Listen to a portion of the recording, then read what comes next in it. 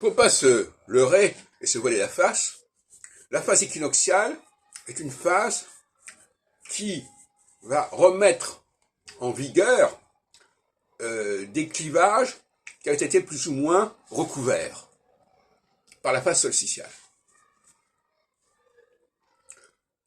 Par exemple, le masculin et le féminin, on l'avait mis sous le tapis, ça va ressortir. La question juive et l'antisémitisme, ça va ressortir en phase équinoxiale.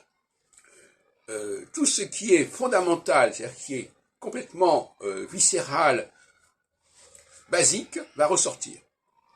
Et ce qu'on avait mis par-dessus, ça va bouger. Donc, par exemple, en 89, qui est une phase solsticiale, tout d'un coup, on avait rajouté sur le bloc communiste la Bulgarie, la Pologne, etc., chacun ayant sa propre spécificité, sa propre langue, etc. Bon. En phase équinoxiale, tout ça, ça saute.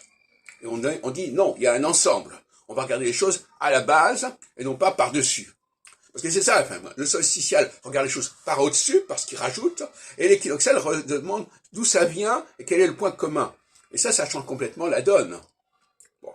Donc, ça veut dire quoi? Ça veut dire que, par exemple, si on prend 1968, c'est là que s'est créé le MLF, Mouvement de Libération de la Femme. Mais c'était pas du tout un mouvement qui se rapprochait des hommes. C'est un mouvement qui voulait que les femmes trouvent leur propre identité. Et à mon avis, c'est le grand problème qui s'est posé en phase solsticiale, c'est que les femmes ont renoncé à rechercher leur identité propre. Elles veulent être comme les hommes, mais c'est pas une identité d'être comme l'autre. Donc, il y a là un défaut, il y a un manque considérable. Il est temps de réfléchir, comme je le fais avec les topics sensoriels, sur ce qui distingue les hommes et les femmes.